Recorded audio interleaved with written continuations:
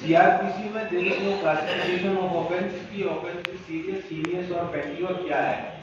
जितने भी supreme court के जजमेंट आ गए हैं, अखिलेश कुमार आया है, देन सत्येंद्र रेंटिल आया है, और भी बहुत सारे केसेस आए हैं। I having full file with me, but before going to those judgements we must understand how we should classify an offence which is committed by an accused person कि वो serious है, petty है या heinous है।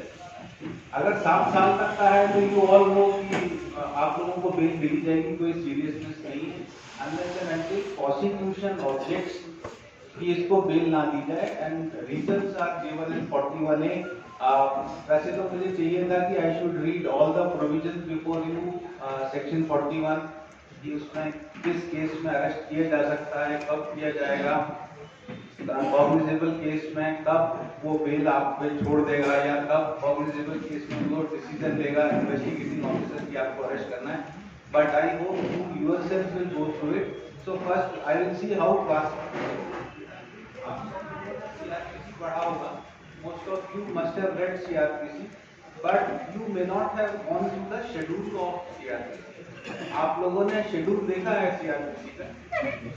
Cognizable, non cognizable, इसी में एक और शेड्यूल है पीछे लास्ट में।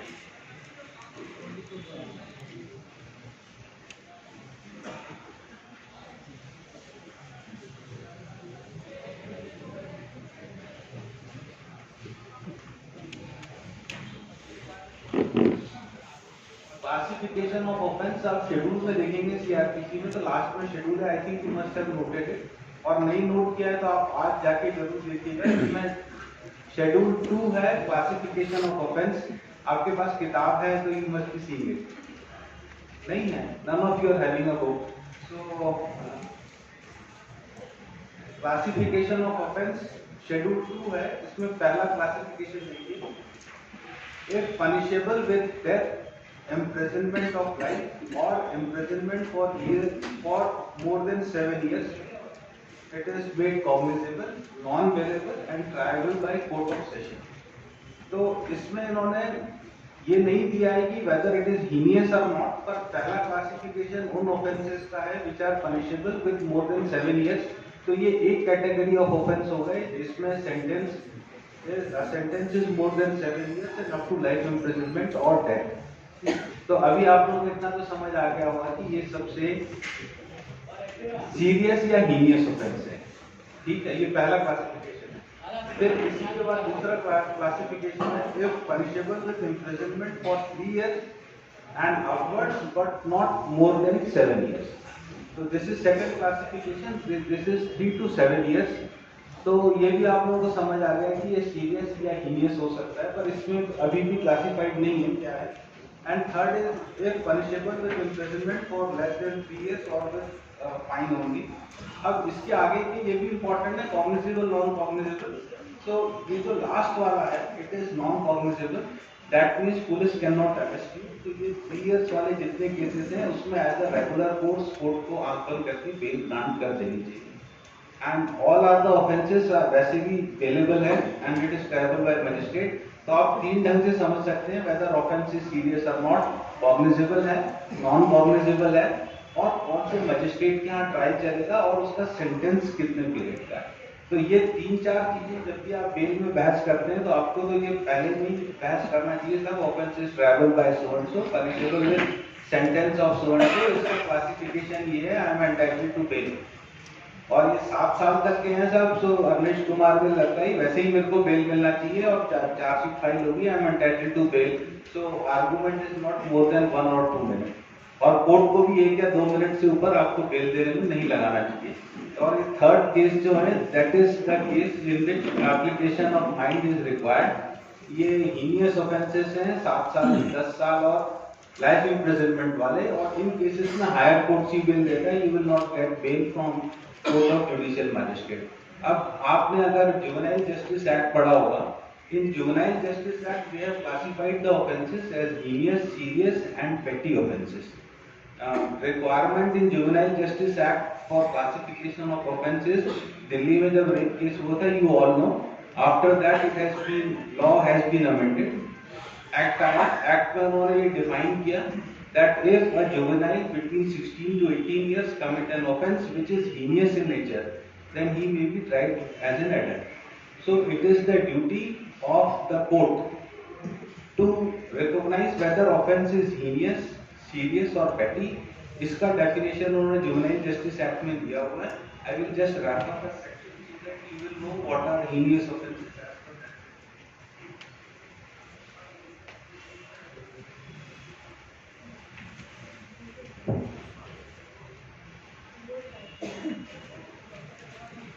Sorry, I have not got my book. उसमें सब मार्क था. ये इस बुक में मार्क नहीं है. I think section 254 है. Section 2 subsection 54. One is section 244. आप लोगों के पास चेक कर लेना. And one is 33. तो जो जुवेनाइल जस्टिस एक्ट में उन्होंने क्लासिफिकेशन किया, that is on basis of minimum sentence. If minimum sentence is prescribed 7 years or more, then offence is heinous. आप बहुत सारे डेफिनेशन इंडियन पेनल कोड में देखेंगे, उसमें मिनिमम सेंटेंस प्रिस्क्राइब नहीं होता, सेंटेंस प्रिस्क्राइब होता है अप टू 7 years या maximum sentence. If a sentence is maximum period is 10 years, then offence may not be heinous. But if punishment, minimum punishment is 7 years, then it may be heinous because of definition which is given in Juvenile Justice Act. तो उसमें minimum sentence prescribed है. अगर minimum sentence is 7 years or more and court cannot give any sentence below 7 years, then offence is heinous. If it is between minimum sentence is between 3 to 7 years, then offence are serious और उससे नीचे वाले petty. तो these are the classification. और आप लोग जो भी heinous offences हैं उसमें आप लोगों को कोर्ट में ज़्यादा बहस करने की जरूरत है. पूरा एविडेंस जो है आपका जो चार्जशीट है उससे आप बहस करेंगे, पर बाकी जो 7 साल तक के हैं उसमें ज़्यादा बहस की जरूरत नहीं है. I think and you will have an easy way to get bail. अब बेल का बेसिक कॉन्सेप्ट है. सत्येंद्र अंटिल का जजमेंट आया, सुप्रीम कोर्ट ने भी कहा कि बेल एक्ट होना चाहिए. सुप्रीम कोर्ट कहता है कि एक एक्ट होना चाहिए जिसमें ये डिफाइन किया जाए कि कब बेल देनी है कब नहीं देनी, क्योंकि इतना ज्यादा वेरिएशन है. कोई कोर्ट बेल देती है, कोई कोर्ट बिल्कुल बेल नहीं देती है, कहीं से आपको ज्यादा बेल मिलती है. तो sometimes it depends upon the जज कि वो ज्यादा बेल दे रहा है या नहीं दे रहा. तो इस सब को देखते हुए सुप्रीम कोर्ट ने अपने फैसले में लिखा कि एक बेल एक्ट होना चाहिए. और उन्होंने लेजिस्लेचर को प्रपोज भी किया सत्येंद्र कुमार अंटिल में कि भाई आप एक एक्ट बनाइए, बेल एक्ट, जिसमें डिसाइड हो कब बेल देनी है कब नहीं देनी है. और मेरे ख्याल से अगर आप लोग सत्येंद्र कुमार अंटिल को अच्छे से पढ़ेंगे तो आपको शायद कोई लेक्चर सुनने की, कहीं बात करने की जरूरत नहीं है. आपके सारे जितने भी कंफ्यूजन हैं सब क्लियर हो जाएंगे. सत्येंद्र कुमार अंटिल में ऐसा इसलिए कहा गया कि कोर्ट्स रिकॉग्नाइज करता है स्पीडी ट्रायल, जल्दी ट्रायल होना चाहिए. ट्रायल लेट हो रहा है तो you should be and accuse should be entitled to bail अगर ज्यादा डिले होता है. तो एक पप्पू यादव का केस आया था, चारा घोटाला वाला, बिहार का. चारा घोटाला वाला नहीं, it was a political case in which murder was done of an opposite party. वो 123 में ही was made an accuse, conspiracy में वो फंस गए और he was in jail for last 10 years, 7 years. He filed 10 bail applications. All his bail application was rejected on ground कि इसका पब्लिक पे क्या इफेक्ट पड़ेगा, पब्लिक पे बहुत खराब इफेक्ट पड़ेगा. तो कोर्ट ने एक नया कॉन्सेप्ट इंट्रोड्यूस कर दिया कि बेल में पब्लिक पे क्या इफेक्ट पड़ेगा, ये सब आपको देखना चाहिए. और कोर्टों ने 6 साल 7 साल 8 साल इतना अंडर ट्रायल होने के बाद भी बेल देना बंद कर दिया. Then there was another judgment in case 2G scam वाले में.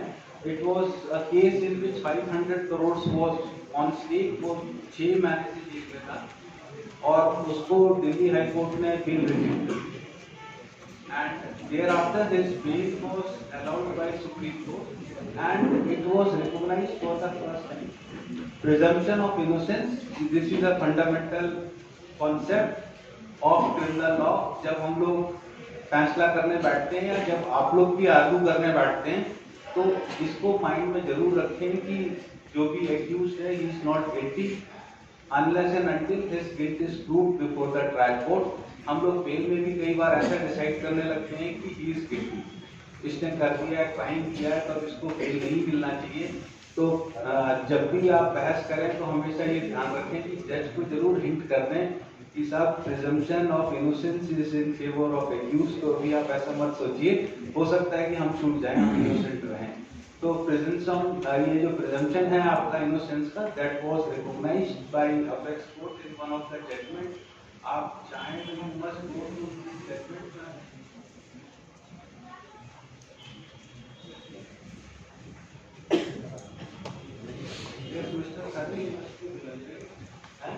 Sanjay Chandra versus CBI, that was the case. Khare साहब को दिया, तो आप सब लोग भी उसको देख लीजिएगा, उसमें बहुत सारे जो कॉन्सेप्ट हैं आपके क्लियर हो जाएंगे। सत्येंद्र कुमार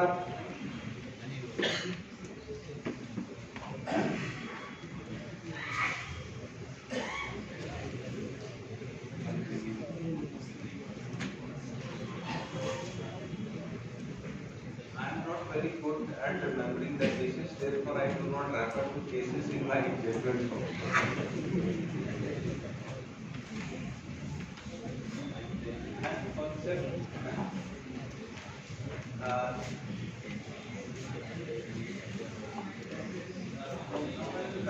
सत्येंद्र कुमार एंटन वर्सेस सीबीआई, क्योंकि पहले केस है, काफी सामने तो नहीं हुआ है। ये इंपॉर्टेंट बेस जजमेंट्स हैं, ये आप लोग लिख लें सारे, मैं आपको सारे बोल देता हूँ, तो right it and go through all these judgements.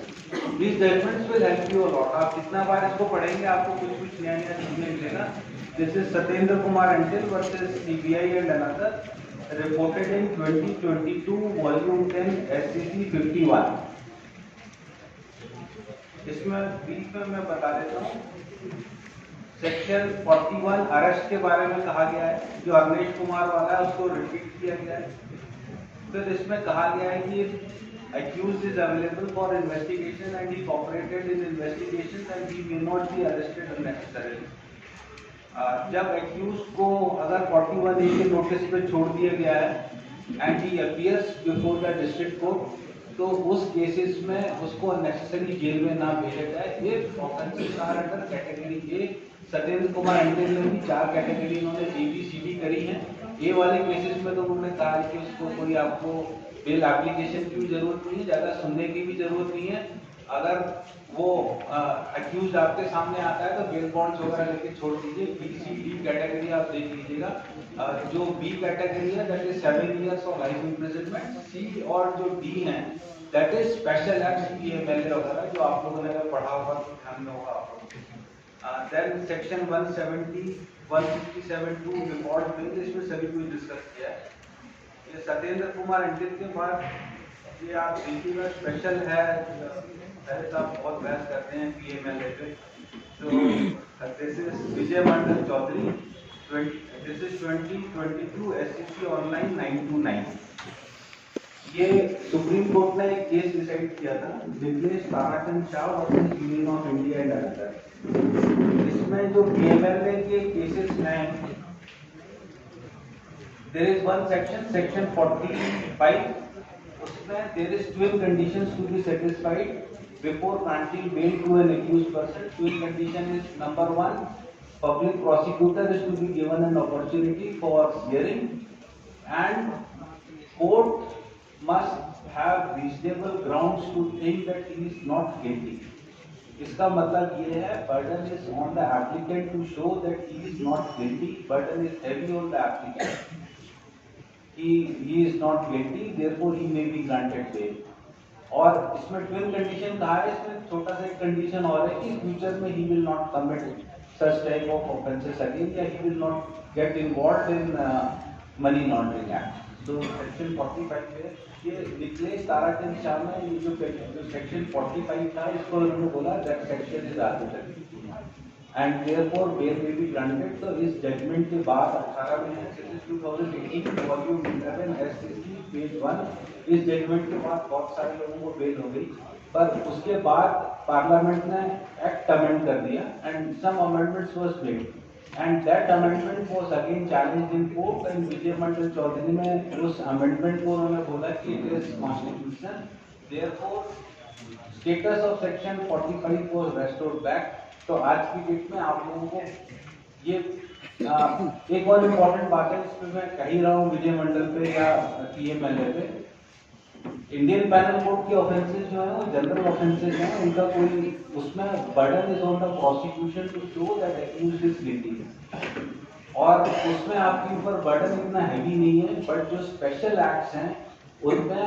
Baring provisions होता है कि आप बेल नहीं देंगे या प्रोसिक्यूशन को सुनेंगे, या जो आपका रिवर्स बर्डन है एप्लीकेंट के ऊपर कि वो शो करे कि हम आई एम नॉट गिल्टी। और सभी जितने भी स्पेशल एक्ट्स हैं, PMLA हो गया आपका, NDPS हो गया एंड UPA है, और भी ऐसे बहुत सारे एक्ट हैं आपको देखने मिल जाएंगे, उनके मैं सेक्शन भी लिख के लाया हूं, कौन कौन से सेक्शन है आपको एक बार मैं बता देता हूं, so that you can go through this section.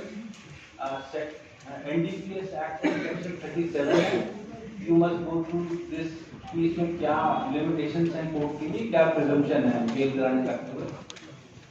PC act में सेक्शन 5 है, SC/ST prevention of atrocities act section 18 है, पॉक्सो एक्ट सेक्शन 31 है, PMLA एक्ट सेक्शन 45 है एंड निक्षेपों का अधिनियम सेक्शन 14 है।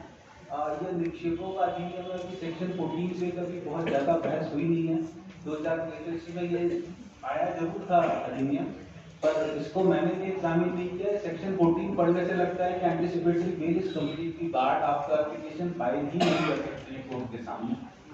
ये you check it. Then excise act section 59A, ये इसमें भी सेक्शन 59A एक्साइज एक्ट में भी बहुत सारा कंफ्यूजन था कि कोर्ट एंटीसिपेटरी बेल ग्रांट करेगा ही नहीं, क्या रीजनेबल ग्राउंड होंगे। तो उस पर बाहर से बड़ा अच्छा आर्गूमेंट हुआ था एक केस, उसमें सेक्शन 34 पे फिर हमने एक जजमेंट भी दिया, उसमें एंड और के बीच में डिस्टिंक्शन था, उसको डिफाइन किया that requirement of section 34 is conviction as well as quantity of liquor should be more than 50 पर लीटर्स, और वो दोनों होना जरूरी है। अगर सिर्फ एक होगा then it will not be 34(2)A। तो पुलिस हर केस में 34(2)A लगा देती है, तो आप लोग बहस भी ज्यादा नहीं करते 34(2)A पे, तो आप लोगों के पास तो बहुत अच्छा रामबाण है कि साहब हमारा कन्विक्शन नहीं है। अगर नहीं है कन्विक्शन तो यू कैन ऑलवेज से सब even if it is more than 50 litres and also 34(2) is not matter.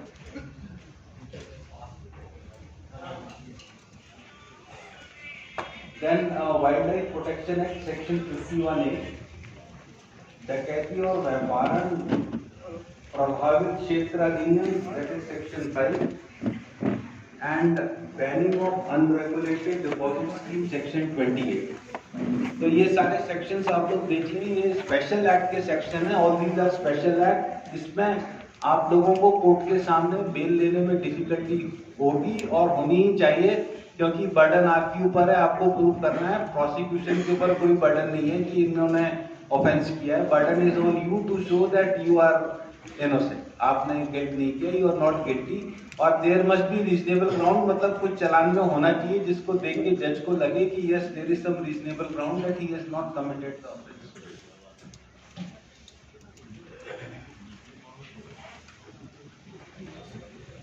I was giving you the list of cases. Then Prithviraj Chauhan versus Union of India and others. This is 2020 Volume 4 SCC 727. This is in respect of bar or anticipatory bail in SC/ST Scheduled Caste and Scheduled Tribe Prevention of Atrocities Act। ये इसका भी आप लोगों को background सब पता होगा इस केस का। Supreme court pass an order in doctor Subhash Kashinath Mahajan, आप लोगों को सब ध्यान होगा that you are required to do investigation in cases under SC/ST act. फिर इसको ओवररूल करने के लिए पार्लियामेंट ने जजमेंट को amendment section was amended, 18A आ गया, उसके बाद ये जजमेंट आया Prithviraj Chauhan when amendment was challenged before the apex court.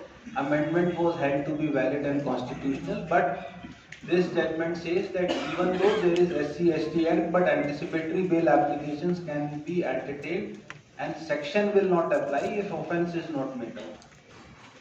Then Sushila Agarwal and others versus State of National Capital Territory of Delhi and another 2020 volume 5 SCC 1। ये जो case है this is regarding grant of anticipatory bell. जो anticipatory bell में जो confusion होते हैं कि साहब हमारे बेल में होने के बाद जब हम जाएंगे हमें अरेस्ट कर लेंगे, कब तक के लिए बेल रहेगी, लिमिटेड पीरियड के लिए है, क्या रहेगा। इस जजमेंट को पढ़ते हुए एक इम्पोर्टेंट पॉइंट मेरे सामने आया। When a person accused person is granted anticipatory bail, that will not stop the investigating officer from investigating the case। जिस आदमी को एंटिसिपेटरी बेल मिलेगी accused person को, he will be under deemed custody। तो police को जो section 27 का memorandum लेना होता है, जो स्टेटमेंट्स लेने होते हैं, वो पुलिस ले सकती है।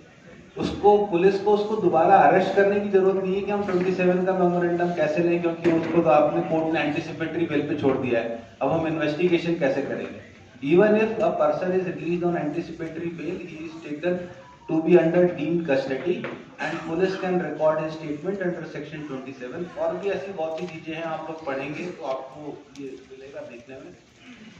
Then one more case is Banka Sneha Sheela versus State of Telangana. This is 2021 volume 9 SCC 415. This is regarding public detention. Though it is not strictly within the field of bail jurisprudence, but public detention is also made under constitutional law. And इसमें bail application नहीं चलेंगी। You are required to file writ petition against the order of detention. तो what is public order, what is law and order, public detention ये आप देख लीजिए। This is also directly related with bail jurisprudence. Then now two more judgments, जो एक बहुत बड़ा और कंफ्यूजन आता है। तो सबसे बड़ी दिक्कत हाई कोर्ट के सामने है कि ये अपीलों का निराकरण कैसे हो।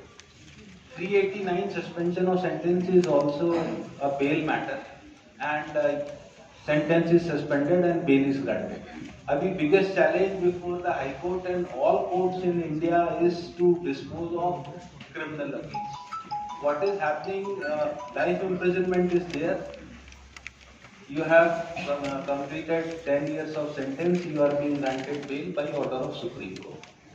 और अगर fixed term sentences हैं, आपने half term कर दिया है, 33%, 40%, 50%, substantive part of sentence has been completed, then you may ask for bail before court कि आप तो हमारी अपील नहीं सुन सकते थे। हमें पता है 23-24 में आप हमारी 19, 20, 15 तक की अपीलें तो आप नहीं सुन पाओगे। अभी तो बहुत और भी पुरानी अपीलें पेंडिंग हैं। सो इन ऑल दोज केसेस जहाँ पे फिक्स टर्म सेंटेंसेस हैं, शॉर्ट सेंटेंसेस हैं, यू आस्क फॉर बेल क्योंकि उनकी सुनवाई होगी ही नहीं। And most of your appeals may become infructuous or even criminal revisions may become infructuous।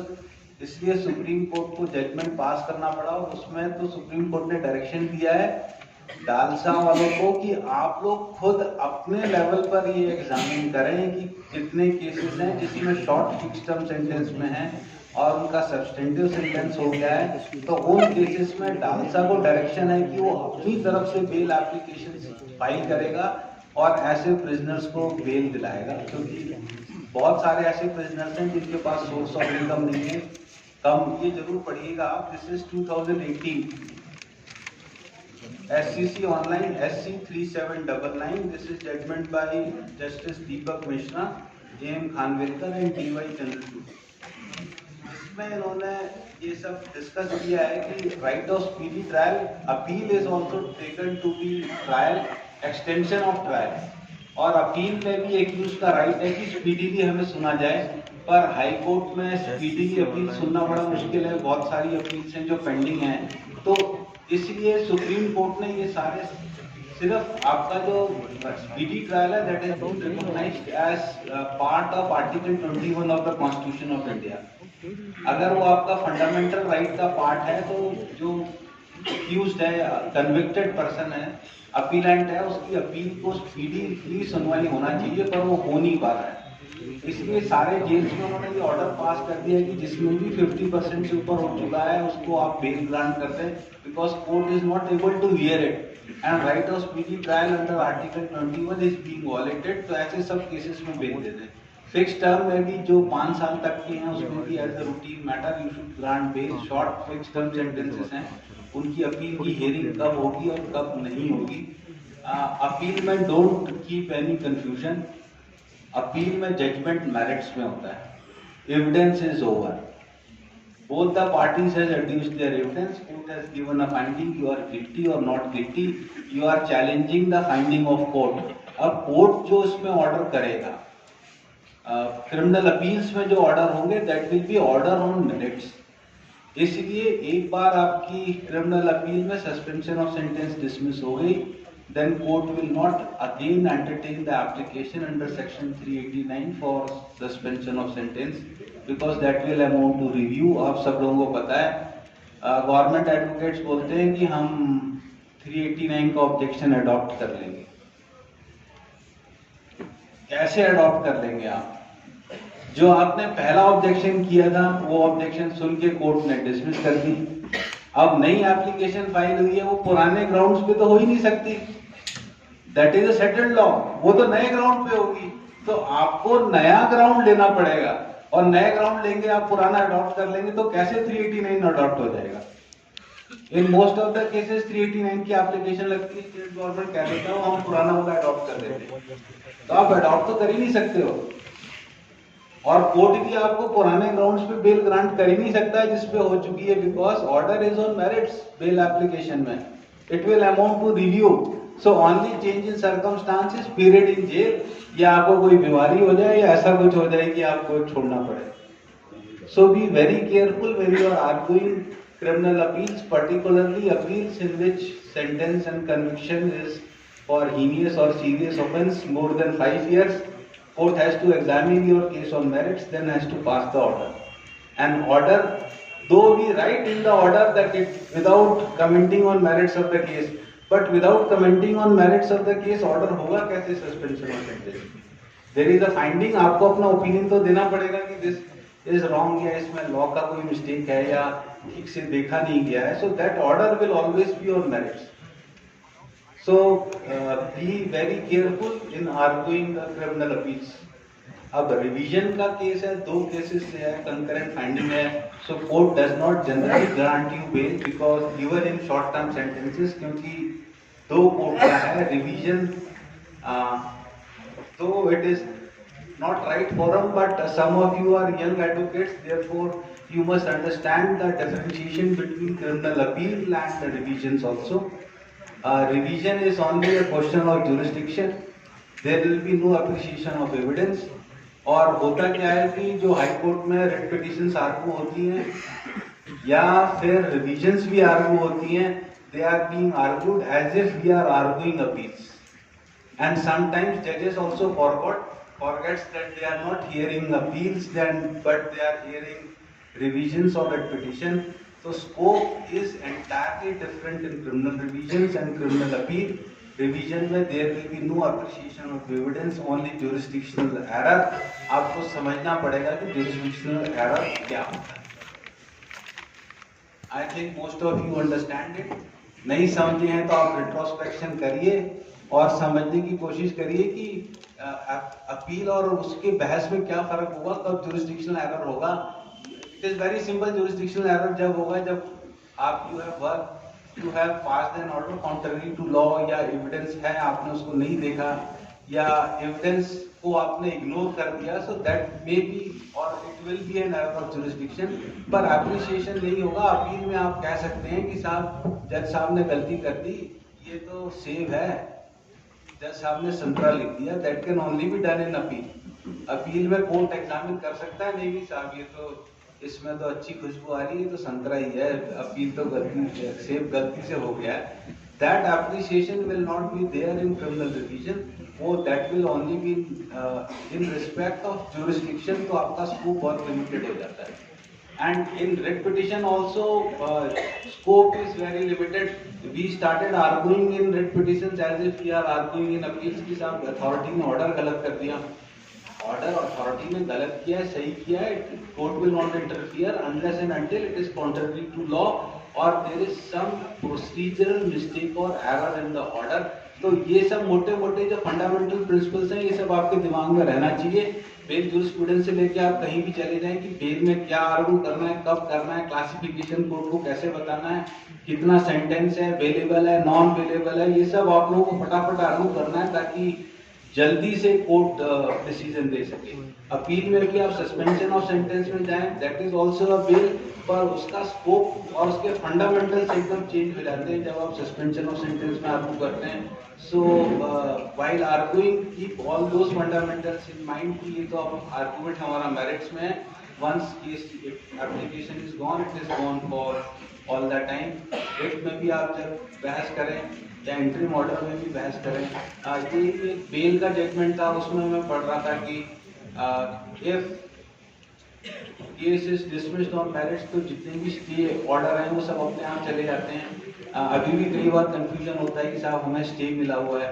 आपको एक बार अगर आपका ऑर्डर मेरिट में हो गया, then court is not required to pass a separate order कि आपका stay order is also valid. Once case is dismissed, all stage are dismissed and unless and until court passes an order saving the stay order granted in your favor.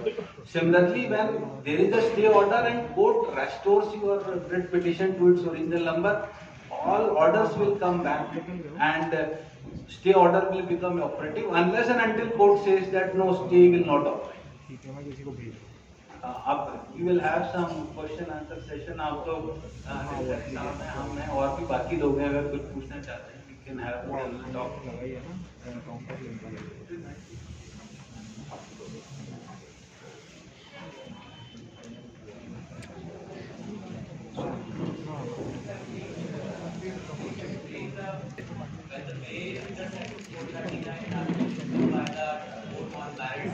What would be the change in circumstances?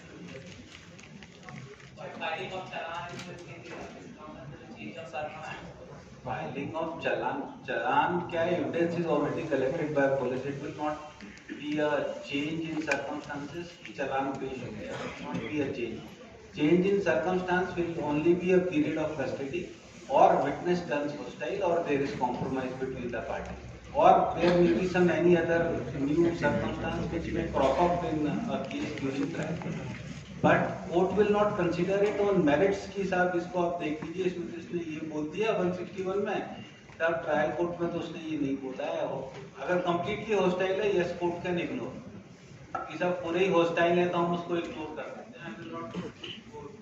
Court will not examine the deposition on merits और change in circumstance. और delay, yes delay is basic, जो आपके bell के rule है, delay in trial है, presumption of innocence है, इन सब चीजों पे आप चेंज इन सर्कमस्टेंस क्रिएट कर सकते हैं। तो either it will be delay in trial, witnesses become hostile, there is compromise between the parties, या आप पैसा जमा करते हैं कि सब सेंटेंस हमें सजा कम पड़ेगी तो हम अपना बोनाफाइड दिखाने के लिए पैसा जमा कर रहे हैं, तो that can be change in circumstance. सब हमने कर दिया है, कुछ मान रहे हैं हम अपनी तरफ। I have a query with regard to it. During the course of bail, the appreciation of evidence cannot be done. It has been held by the Supreme Court in the case of Satish Jaggi versus State of Chhattisgarh 2007-10. It says the appreciation of evidence cannot be done at the stage of bail. But indeed, my lord, the trial generally goes in the trial, and the trial court judgment is entirely based on the appreciation of evidence. If you are acquitted, the purpose of a person confining a custody only on the ground that the appreciation of evidence cannot be done. To what extent it is justified? I have to just doubt in my mind that it should not be, because if some person is acquitted ultimately, the incarceration period won't be repaid to him. That's one of the difficulty, my lord. I am just The basic concept of law is jurisdiction. हर आदमी का अपना jurisdiction होता है। He has to work within his own jurisdiction. He cannot step into the shoes of another person. Magistrate का काम है वो अपने एरिया में करेगा, उससे ओवर स्टेप नहीं करेगा, उसका अपना jurisdiction है, सेशन का अपना है, हाई कोर्ट का अपना है, सुप्रीम कोर्ट का अपना है। No court can tell another judge what to do in a case. आपको क्या करना है, क्या नहीं करना है। Courts are not like government departments की सीनियर आईएएस हो गया, एक जूनियर आईएएस हो गया, एक आईपीएस हो गया, वो जूनियर को बोल देगा तुम ऐसा कर लो, वो उसके सबऑर्डिनेट और अथॉरिटीज में होता है। इसलिए सुप्रीम कोर्ट का जजमेंट भी आया है कि courts are not subordinate. Administratively they may be, but judicially they are not subordinate. अब आपका क्वेश्चन ये था कि एप्रिसिएशन ऑफ एविडेंस नहीं होना चाहिए। If High Court will appreciate the evidence, High Court will become trial court. हम दूसरे का काम करने लगेंगे। और अगर हाई कोर्ट ने अप्रिशिएट कर दिया, so high court is definitely a superior court. Though we do not say it, but high court is a higher court. In hierarchy, higher court is higher court, or according to law, if high court passes any order or judgment, it is to be followed by the trial. So high court shall not overstep its jurisdiction. ये trial court का काम है, trial करना, evidence को appreciate करना और judgement देना. High court in criminal case is only act as an appellate court, or it will have powers under section 482 inherent powers, or as a revisional court. High court is not a while hearing criminal matters, high court will not act as a court under 226. सिर्फ fundamental right भर का सुनेगा, पर direction नहीं दे देगा कि आप ऐसा कर लो, इसको दोबारा सुन लो, इसमें नहीं कर लो, जो ऊपर 226 में कर सकते हैं. So if High Court will appreciate evidence, High Court is entering over into the shoes of trial court and acting as a trial court, और एक तो evidence appreciate कर रहा है. And if it has been done wrongly or rightly by the High Court, so it will be binding on the trial court. तो trial court भी उसमें फंस गया, वकील साहब भी फंस गया और पार्टी भी फंस गई. So don't invite this.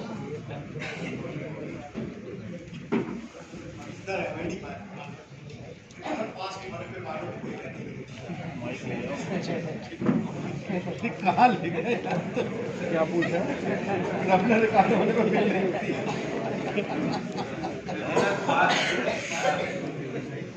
Case against society क्या है कि अगर क्रिमिनल पास्ट होने पे बेल होंगी तो क्या होगा? तो क्या होगा? पुलिस क्या करेगी? पुलिस आदमी को घर से निकाल के गोली मारने लगेगी. And that happened in some of the cases. वो सब सुप्रीम कोर्ट में पेंडिंग है. हैदराबाद में रेप केस हुआ था, उनको पुलिस स्टेशन में बंद किया, उनको बाहर निकाला, उनको गोली मार दी, कोई पब्लिक नहीं आई. That is a grave violation of law. एक आदमी के अपने पर्सनल राइट्स होते हैं, right to freedom, almost civil rights होते हैं. That rights are not to be violated. India पुराने टाइम से एक जमींदारी स्टेट रहा है, राजा रजवाड़ों का स्टेट रहा है. तो आदमी के राइट्स की इंडिया में उतनी वक़्त नहीं है जितनी बाहर के स्टेट्स में है. आप किसी आदमी का कोई एक राइट वॉलेट करके तो देखो बाहर जाके. आप किसी का एक व्हाट्सएप हो या कोई नंबर हो या उसका कोई अकाउंट हो, या वो पैदल चलते हुए गिर जाए कीले पे, या टाइम पे एम्बुलेंस ना आए, या पुलिस उसके फोन पे ना आए, तब आप देखो कि बाहर क्या होता है. और इंडिया में क्या होता है? कुछ नहीं होता, किसी को कोई फर्क नहीं पड़ता. आप गए, रिपोर्ट करी, पुलिस ने नहीं रखा, ठीक है, देखिए. क्यों? We are complacent.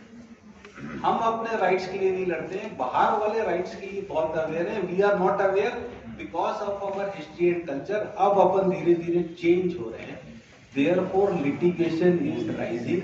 और आप सब लोगों को ये जानना बहुत जरूरी है कि जितना ज्यादा एजुकेशन बढ़ेगा, जितना ज्यादा लोग राइट्स के लिए अवेयर होंगे, उतना ज्यादा लिटिगेशन होगा.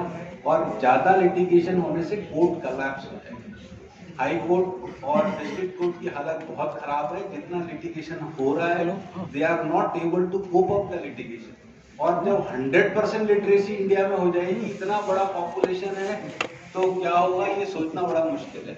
देयर मे बी टाइम्स, कुछ पेपर में तो पब्लिकेशन हो गया है कि judicial system has collapsed, already collapsing, चरमरा रहा है जुडिशियल सिस्टम, और ऐसे ही रहा तो कोलैप्स हो जाएगा. ऐसा बहुत से न्यूज़पेपर की और लोगों की रिपोर्टिंग है. And that reporting is not wrong.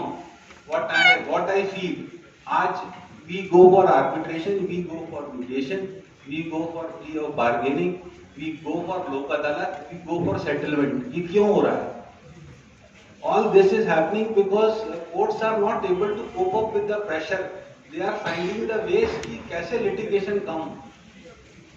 और अब आप चाह रहे हैं कि उन लोगों को बेल दे दी जाए जो दंडनीय अपराध करें, और कोर्टों में केस ही बढ़ाते रहेंगे. एकदम रह गया पुलिस का कि एक ही अपराधी को बार बार पकड़ते रहे, जेल भेज दे, फिर छोड़ दे, फिर पकड़ ले, फिर जेल भेज दे. हाई कोर्ट भी वही 10वां एप्लीकेशन सुनता रहे.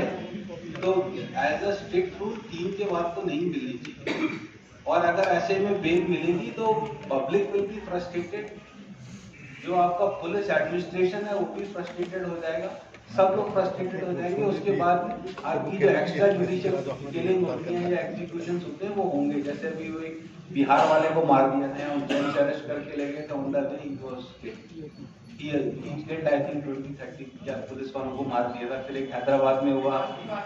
हाँ, सो दैट्स व्हाई। और मिसयूज ऑफ प्रोविजन होगा, पुलिस क्या करेगी? आपका ये टाटा मोटा और कौन कौन से 22 में प्रिवेंटिव डिटेंशन और इसमें जिला बदर, ये सभी करेगी पुलिस। जो भी आएगा बार बार आपका अपराध करेगा, कोर्ट उसको बेल दे देगी। पुलिस के पास कोई ऑप्शन नहीं हो, कहाँ जाएगी? आपके ही राइट्स वॉलेट होंगे। तो कुछ लोगों के कारण बाकी सिटीजन के राइट्स नहीं वॉलेट होने चाहिए। जो रिपीटेड क्रिमिनल्स हैं, जो ऐसे हैं, उनको बेल नहीं मिलनी चाहिए। And it is for prosecution, I have passed one judgement directing them to file application for cancellation of bail. ये 3 से 4 से ज्यादा अपराध करते हैं। अब तो क्रिमिनल का सिस्टम भी आ गया, कंप्यूटर पे आपके नोटिस में भी आ गया। एक में बेल है और उसने दूसरा अपराध किया, he is not entitled to bail. उसकी तो बेल खारिज हो जानी चाहिए। और prosecution is also required to file application, otherwise unnecessary pressure on court, on people, on police administration, on everything, इसलिए उनको बेल नहीं होती है।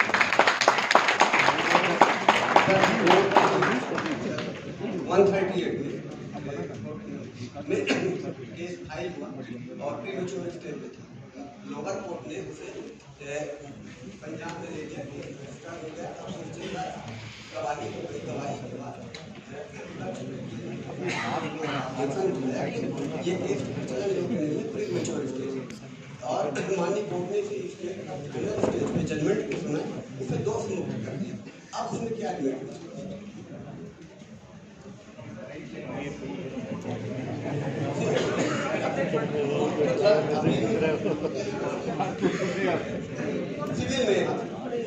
सिविल में जाना पड़ेगा आपको, और क्रिमिनल मैटर कौन सा केस फाइल है? दोनों साइड से कर सकते हैं। मेरे को प्रोविजन देखना पड़ेगा और ना। मैं भी इस तरफ आ गया हूँ सर। आप और हम जब वकालत में आए थे तो जो 3 साल तक की सजा वाले केसेस रहते थे, जिसमें सेंटेंस ऑलरेडी नीचे से सस्पेंड रहते थे, ट्रायल कोर्ट 30 दिन के लिए सेंटेंस सस्पेंड करके भेजती थी, तो आप और हम खड़े होते थे, उसी में हमारी वकालत चलती थी। My Lord, sentence is already suspended, court कहती थी बेल ग्रांटेड, सेंटेंस सस्पेंड। कुछ दिनों से अभी ये देखने में आया है, हम लोगों ने उसका बहुत विरोध भी झेला कि बार कुछ नहीं कर रही भैया। उसका ये आया है कि कुछ जजेस 3 साल तक की, जिसमें ऑलरेडी सेंटेंस, एक ऐसा रूटीन चल रहा था कि सभी एडवोकेट्स को ये लगता था कि वो एज ए राइट हम bail sentence, suspension of sentence claim कर सकते हैं और एज ए राइट बेल होना चाहिए। पर वो बहुत सारी कोर्ट्स ने 3 साल तक में, जिसमें ऑलरेडी सेंटेंस सस्पेंड है, उसमें भी बेल देना बंद कर दिया। और ये कि आप मेरिट पे आर्गुमेंट करिए, तब फिर वो सेंटेंस आगे सस्पेंड होगा। इसमें एक्चुअल ला क्या है जो डिफिकल्टी होती है? मैंने आपको 2 जजमेंट बोले हैं पढ़ने के लिए। This is 2018 SCC online SC 3799 और एक और जजमेंट है कि लेटेस्ट है, this is 2022 SCC online SC 1487। ये दोनों रेफरेंस केसेस हैं। सुप्रीम कोर्ट ने सुमोटो कॉग्निजेंस किया है। सुमोटो कॉग्निजेंस इसलिए भी है कि अपील डिसाइड होने वाली इतनी जल्दी नहीं है हाई कोर्ट में, और अगर शॉर्ट सेंटेंसेस में आप सेंटेंस सस्पेंड नहीं करेंगे, उनको बेल नहीं देंगे, तो बाद में अगर वो एक्विट हो जाते हैं तो क्या होगा उनका? कौन कंपनसेशन देगा उनका? Even if you pay compensation to them, time will not come back. जितना टाइम वो जेल में रहे वो उतना टाइम उनको कोई वापस नहीं दे सकता है, और कोई पैसा भी उसकी, आपका जो कंपनसेशन है उसको वो पूरा नहीं कर सकता है। तो ऐसे केसेस में तो इन 2 केसेस देखेंगे तो इसमें सुप्रीम कोर्ट से डायरेक्शन ही है कि आप खुद कोर्ट एग्जामिन करें, डिस्ट्रिक्ट जज जो बैठा है वो खुद एग्जामिन करे कि ऐसे कौन से अंडर ट्रायल प्रिजनर है जो 1 साल से ज्यादा जेल में। क्या है कि यूके में क्या होता है, अपने यहाँ पे जो लॉ ऑफ आर्बिट्रेशन और प्लीडिंग, प्ली ऑफ बार्गेनिंग है, वो बिल्कुल ही डेवलप नहीं है। प्ली ऑफ बार्गेनिंग अपने यहाँ तो होते ही है क्रिमिनल मैटर्स में कि साहब हमें 1 या 2 साल की सजा है तो साहब हमसे फाइन बढ़ा दिया जाए, हमें प्रोबेशन ऑफ ऑफेंडर एक्ट में छोड़ दिया जाए। So you all must read plea of bargaining. Criminal appeal में आप 3-3 साल की सजाओं में आते हैं, यू शुड ओपनली आर्ग्यू साहब 3 साल की सजा है, हमसे कंपनसेशन ज्यादा ले लो, प्रोबेशन ऑफ ऑफेंडर एक्ट में छोड़ दो, हम आगे कुछ नहीं करेंगे and your plea of bargaining will be accepted. बहुत सारे केस तो ऐसे ही खत्म हो जाएंगे और इसमें बहुत सारे केसेस में इनमें डायरेक्शन है कि यू विल गो थ्रू कि कोर्टों को डायरेक्शन है। यूके में क्या होता है कि जैसे प्ली ऑफ बार्गेनिंग होता है या मीडिएशन होता है तो वहाँ पे एक कमेटी होती है, उसमें एक जज होता है, वहाँ पे केस फाइल होता है तो उसके पास आता है वो केस, उसको एग्जामिन करता है और केस एग्जामिन करने के बाद उसको ट्रैक में डाल देता है कि कौन सुनेगा कौन नहीं सुनेगा। वो प्ली ऑफ बार्गेनिंग भी उसमें देख लेते हैं कि प्ली ऑफ बार्गेनिंग हो सकती है, कहाँ पे वो छूट सकता है या नहीं छूट सकता। तो अपने यहाँ भी ऐसी एक कमिटीज होनी चाहिए हाई कोर्ट में भी और डिस्ट्रिक्ट कोर्ट में भी, जिसमें रेगुलर मॉनिटर किया जाए कि जो केसेस पुराने हो गए हैं या ऐसी कमिटीज अब बनेंगी। अभी ये चल रहा है डालसा में because judgment of supreme court has come, तो वो एग्जामिन कर रहे हैं कि कौन से केस को अपन एलियर्स मानेंगे, किसको पेंडेंसी मानेंगे, कौन सा अंडर ट्रायल केसेस हैं। तो जो आप बोल रहे हैं थोड़े और दिनों में 1-2 महीना आप और वेट कर लीजिए, इट विल बी रूल। आपका 2-3 साल है तो कोर्ट आपसे बात नहीं करेगा, sentence suspended.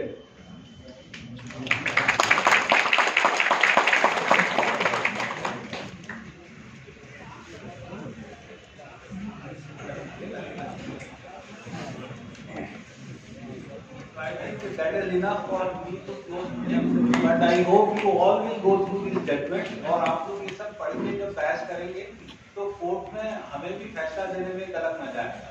That you are arguing with some confidence and with some base। सिर्फ आपको कोई चीज पता नहीं है, आप उस पर आर्गूमेंट कर देते हो, कोर्ट को पता है, कोर्ट उसमें जजमेंट पास कर देता है, वो अलग चीज है। पर जब आपको पता है, आप उसके हिसाब से आर्गू करते हो, केस बनाते हो, फैक्ट बताते हो, उस हिसाब से सेक्शंस बताते हो, so it is really wonderful for a judge to hear it and pass orders on it. It becomes very easy. खरे साहब ऐसी बहस करते हैं। I expect all of you will in future will argue like him. अभी अपने यहाँ 2-4 लोग हैं, they argue very well in criminal matters और मेरे को लग रहा है जो अभी नए अच्छे नए लोग जो आ रहे हैं they are arguing very well।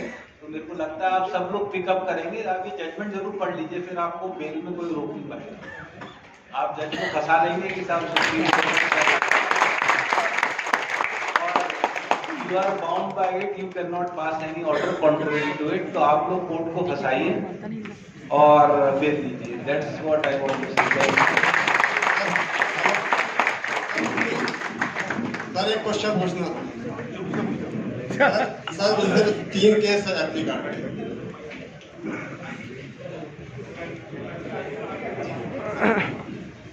Case है, चौथे केस में बेल एप्लीकेशन लगी और चौथे केस में बेल एप्लीकेशन लगी। 3 केस में क्रिमिनल रिकॉर्ड है, सेम केस के अदर केस के, चौथे केस में बेल एप्लीकेशन लगी और उसमें सर वो ट्रायल कोर्ट से जो डिपोजिशन हुए गवाहों के वो हॉस्टाइल है या कि प्रोसिक्यूशन को सपोर्ट नहीं कर रहे, कोलैबोरेशन नहीं, उस स्थिति में सर एप्लीकेंट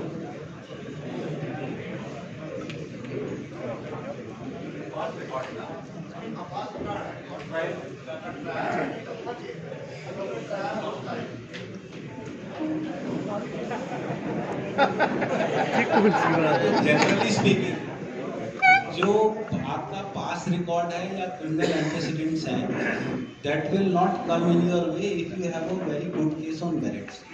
जो आपका पास रिकॉर्ड होता है, जब ट्रायल जज आपको सेंटेंस देने लगता है उस time he considers your pass record. अगर वो आपका पास रिकॉर्ड देख के एविडेंस रिकॉर्ड करेगा या क्रॉस एग्जामिनेशन देखेगा तो he will be prejudiced. Trial judge is not required to see your past record of criminal antecedents while doing trial. पर जब वो आपको conviction hold कर देगा और sentence देने लगेगा, then he will consider all your past records कि अब आपको कितनी लंबी सजा दी जाए। So similarly for the High Court, bail stage में merit में कुछ नहीं होता है और अगर आपके केस में कुछ भी नहीं है और पुलिस ने जबरदस्ती फंसा दिया है तो yes you are entitled to bail. In spite of past records, you are entitled to get bail.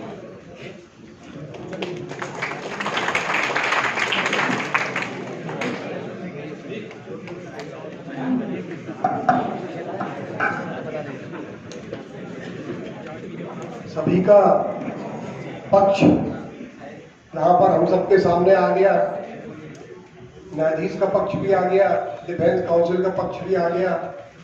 State को भी अपॉर्चुनिटी ऑफ हियरिंग देना चाहिए।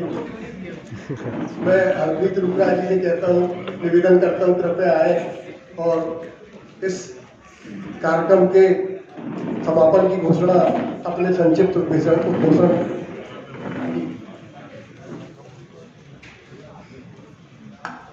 For prosecution and AG office, bail में बोलना बहुत आसान होता है कि इनका रिकॉर्ड है, ये इसको इन्फ्लुएंस करेंगे, विटनेसेस को धमकाएंगे, ऐसा करेंगे, पर आपके पास डायरी में कोई भी फैक्ट नहीं होता।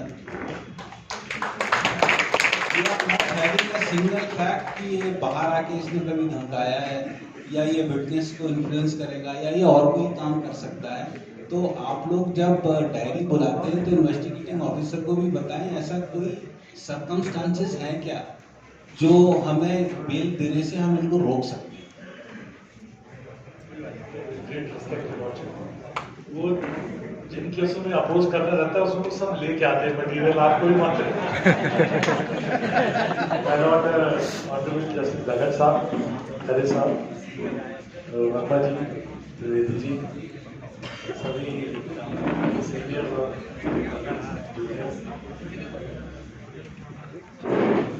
just the fact that your lordship is here shows the great concern and the love and affection that he has for the bar. We are extremely grateful to Justice Dhagan Saab that he has come here today. नहीं तो किसको पड़ी है, इतना काम है, इतना workload है, taking out time from his such a busy schedule and coming to the bar on his own and saying that he is so ready to guide us and help us out. इतना सारी चीज़ों के बारे में धगड़ साहब ने बताया, ये वेरी ग्रेटफुल। अब जनरल परसेप्शन ये है कि हम कोई भी कोर्ट में बैठते हैं, सुनते हैं कि क्या मूड है कोर्ट का, तो आज कोर्ट का मूड क्लियर है। तो अब आपके ऊपर डिपेंड करता है कि राम नाम की लूट है, कितना आप बेल ले सकते हैं। And this is one of case, I think we should be extremely grateful to his lordship और एक big round of applause for his lordship.